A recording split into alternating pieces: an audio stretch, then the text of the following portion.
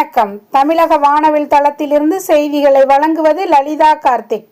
தமிழ்நாடு அரசு நியாய விலைக்கடை பணியாளர்கள் சங்கத்தின் மாநில மைய முடிவின்படி தமிழ்நாடு முழுவதும் அனைத்து மாவட்டங்களிலும் 3 நாட்கள் கடையடைப்பு தொடர் வேலை நிறுத்தம் நடைபெற்றது.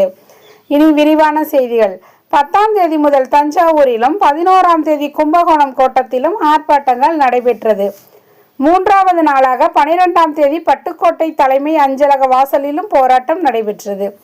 நடைபெற்ற போராட்டத்தில் கோரிக்கைகளாக பொது விநியோக திட்டத்திற்கு தனித்துறை உருவாக்கப்பட்டு செயல்படுத்த வேண்டும், பொது விநியோக திட்ட பொருட்கள் அனைத்தும் பொட்டலங்களாக வழங்க வேண்டும், எடையாளர் மற்றும் சேதார கழிவு வழங்க வேண்டும், ப்ளூடூத் முறையை உடனே ரத்து செய்ய வேண்டும், அரசுக்கும் நிர்வாகத்திற்கும் பொதுமக்களுக்கும் நன்மை அடையும் வகையிலும் விரைந்து வழங்கும் வகையிலும் அங்காடிக்கு வரும் பொருட்கள் ப்ளூடூத் முறையில் இறக்க முறையை செயல்படுத்திவிட்டு சிறந்த முறையில் செயல்படுத்த வேண்டும், புதிய ஊதிய விகிதத்தை விரைந்து அறிவிக்க வேண்டும், தாயுமானவர் திட்டத்தில் வயதான அவர்களை அணுகுவதால் ப்ளூடூத் முறை மற்றும் பயோமெட்ரிக்கை நீக்கம் செய்து பாக்கெட் முறையில் வழங்க ஆவணம் செய்ய வேண்டும் என்கின்ற 15 அம்ச கோரிக்கைகளை மாநில மையத்தை அழைத்து பேசி நிறைவேற்றி தர வேண்டும் என்ற வேண்டுகோளை தஞ்சையில் மாவட்டத்தின் சார்பில் கோரிக்கையாக வைத்தனர்.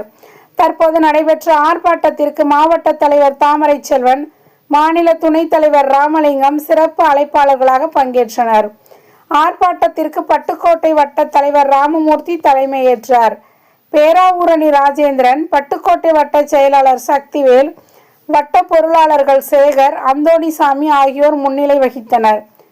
தஞ்சை மாவட்ட செயலாளர் கரிகாலன், மாவட்ட பொருளாளர் ராமலிங்கம், மாவட்ட துணைத் தலைவர் முருகானந்தம், கும்பகோணம் வட்ட தலைவர் கலைவாணன், தஞ்சை வட்ட தலைவர் பிரகாஷ் ஆகியோர் உரையாற்றினர். நிகழ்ச்சியின் நிறைவாக மாவட்ட மகளிர் அணி தலைவர் கோகிலா நன்றியுரையாற்றினார். தமிழக வானவில் செய்திகளுக்காக மாநில செய்தி பிரிவிலிருந்து மா மதிவதனன்.